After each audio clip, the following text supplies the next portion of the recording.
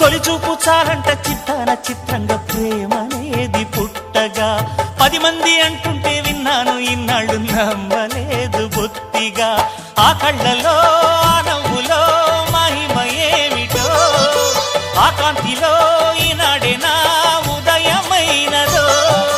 మదిసీమలో ఇన్ని మరుమల్లే గంధాలు మునుపెన్నడు లేని మృదువైన గానాలు మొదటి బలపు కథలు తెలుపు గేయమై తీయగా